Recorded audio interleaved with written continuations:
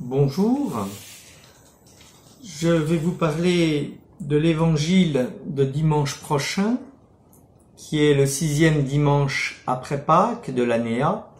Je rappelle que mon propos est de vous faciliter la lecture et la méditation de cet évangile pour que vous puissiez le méditer et en avoir une intelligence plus profonde.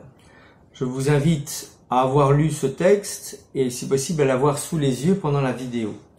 Donc il s'agit de l'évangile selon saint Jean au chapitre 14, versets 15 à 21. Ce texte est encadré par deux affirmations. D'une part, si vous m'aimez, vous garderez mes commandements. Et à la fin, celui qui reçoit mes commandements et les garde, c'est celui-là qui m'aime. Donc Jésus pose d'emblée un lien de nécessité absolue entre l'amour du Christ, donc l'amour que nous avons à son égard, et l'accueil et l'observation de ses commandements. C'est donc l'amour de Jésus qui nous amène à obéir. Je prends le texte après la première affirmation. Que dit Jésus après?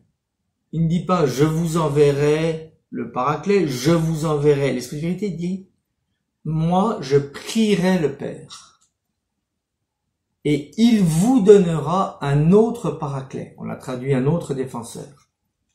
Mais la première chose que Jésus fait, c'est de prier le Père. Il intercède pour nous, pour qu'il nous envoie cet autre Paraclet. Paraclet est un mot grec qui signifie trois choses. D'une part, avocat. D'autre part, celui qui exhorte, qui incite, qui impulse. Et troisièmement, le consolateur. On peut le traduire indifféremment par l'un des trois. Et c'est un autre parce que Jésus est lui-même Paraclet. Il le dit dans la première épître de Jean. Ensuite, il nous dit, vous le connaissez. Et cet esprit, le monde ne peut ni le recevoir ni le connaître. Ce qui, à contrario, indique que le chrétien le connaît et le reçoit. Ensuite, Jésus ne dit pas qu'il va partir, mais il le laisse entendre d'une autre manière en disant « je ne vous laisserai pas orphelin ». Et il ne dit pas « je reviens vers vous », il dit « je viens vers vous ». Exactement comme dans l'Apocalypse, au présent. Jésus vient vers nous. Et il annonce un jour où nous reconnaîtrons qu'il est dans le Père et que le Père est en lui. Ce jour, ça peut être la résurrection, ça peut être la Pentecôte.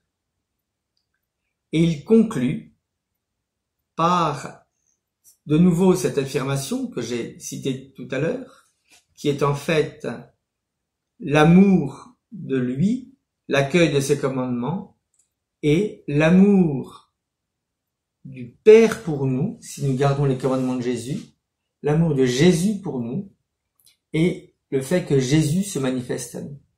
Voilà en quelques mots l'évangile de ce dimanche, qui n'est pas si facile à accueillir, et qui cependant nous invite à préparer notre cœur à l'ascension d'une part qui approche et enfin à la Pentecôte. Je vous souhaite un bon dimanche.